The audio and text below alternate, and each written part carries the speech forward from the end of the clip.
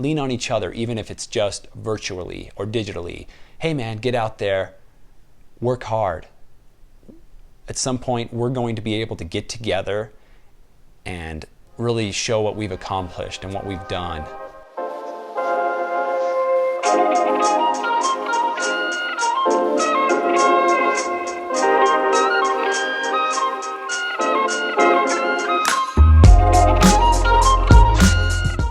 Welcome back to Running Wild with Coach Wild, guys. We're talking about a little bit, I think it's a little bit harder of a topic to talk about. And it's even funny because as I'm starting this topic, my utility tool is even reminding me, hey, make sure you don't use certain words, especially right now. And you know, this video is kind of late, but it's very possible that we end up in the same situation that we did last year.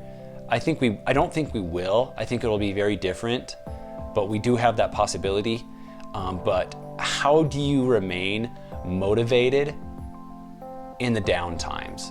Whether it be an injury, you know, there's just nothing, there's no sports going on, you know, just something's going on that you cannot perform, that you can't go out and compete on a regular basis. You know, because obviously the thing that keeps you really primed and primed to go is being able to compete regularly. I mean, week in, week out, when you have a competition that you're going to, it's so much easier to make sure that you're motivated. And that's, you know, that's just normal, especially for athletes. When you know that you have to flick that switch on, it's so much easier to keep going on your own or at practice and to work out. But you know, what do we do when we don't have practice or we can't go to practice? How do we stay motivated? How do we keep our spirits up so that we are still working out, so we're keeping ourselves fit? Hopefully I can give you a couple strategies that you can use. This touches a little bit more at home with kind of stuff that I really like to talk about, because it's going to be more personal to each and every one of you guys. Because what you need to do is you need to find what keeps you going day in and day out, putting one foot in front of the other, as well as, you know, what keeps you happy? What makes it so that you want to get out of the bed in the morning? What makes it so that you go down the stairs, eat your bowl of Lucky Charms, or just get downstairs and pour yourself a nice big cup of OJ as you get ready for the day? This one I think it might be the biggest one. Visualization of success to come.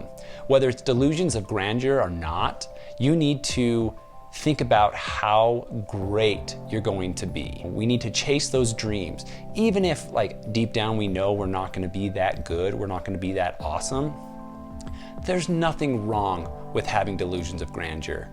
As long as you're working towards it and you're making yourself better, there's nothing wrong with thinking that you're going to have a state championship season, you're going to be the most valuable player, you're going to be the stud, the star. Go ahead and have those thoughts. As long as you're not being a jerk or really, you know, hard to be around because you're so egotistical or cocky, go ahead. Think that you're gonna be the best person out there. Especially if it gets you doing an extra rep, getting an extra run in, or just, you know, being able to go day in, day out, working hard, making that body hurt. Get sore. Just don't let yourself get hurt. When you start getting down on yourself, you're more likely to get hurt.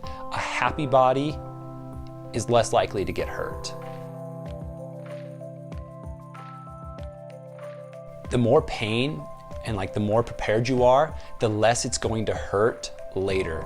Yes, obviously when you get in better shape, it's still gonna hurt just as much. You're just able to go harder or faster or longer because you're in better shape. It's always gonna hurt. No matter what you do, it's always gonna hurt if you're pushing yourself.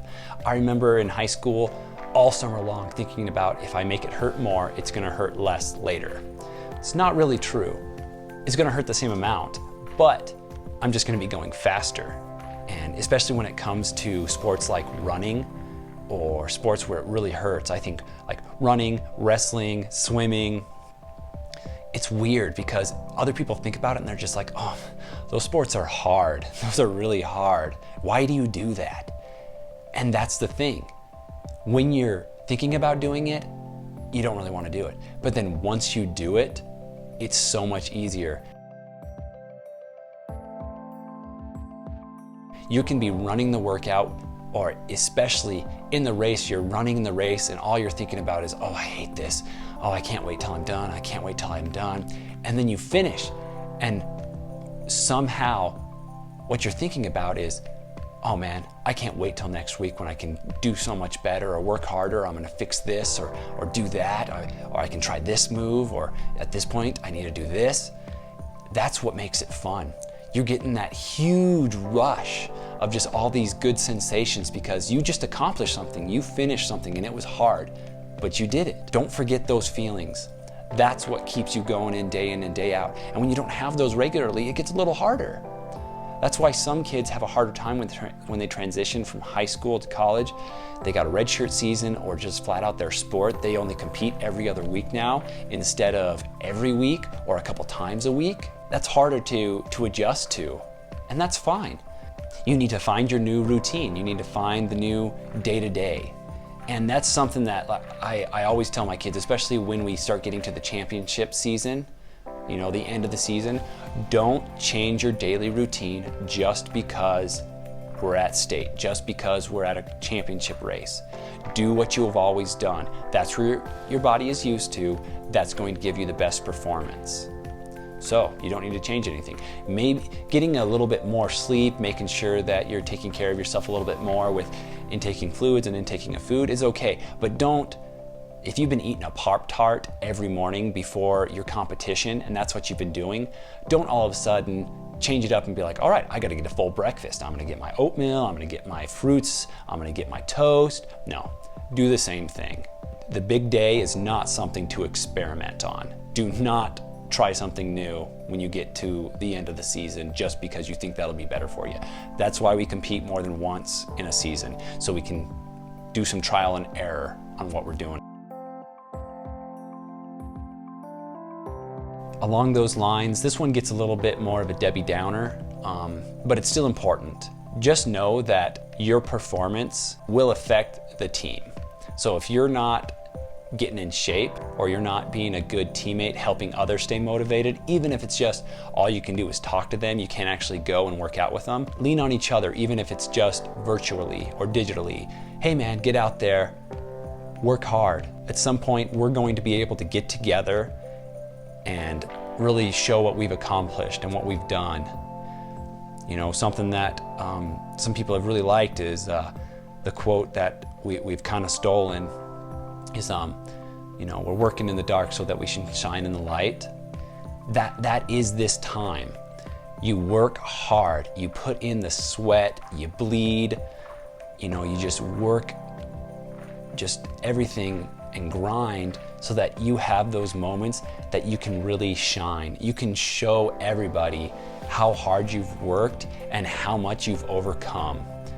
You know, I had a kid who ended up being a state champion, and you know, he was having a really hard time leading up to it, and he was getting interviewed from the newspaper because he was a favorite, and you know, he had a death in the family, and you know, I can't imagine having to try to deal with a death in the family. I don't care how close it is. When you have other family that's hurting and you want to help them, it's hard to stay focused, especially on athletics. Some people may be able to really focus on athletics during that time because it's a constant, and it's a lot easier to lean on a constant than you know other things. Just that's why it's a constant. It's solid. It's always there. You can just lean on it. You know, the hero's journey is never supposed to be easy. If you're not overcoming something, your story isn't interesting. If you can get up on that podium and know that you have conquered a lot of things, it makes it so much sweeter. You got to be the hero that you love. And if you're not, you need to be working a lot harder. All right, well, I want to thank you guys for coming in. This is Coach Wilde on Running Wild. Hopefully I see you out there running crazy. Thanks, guys.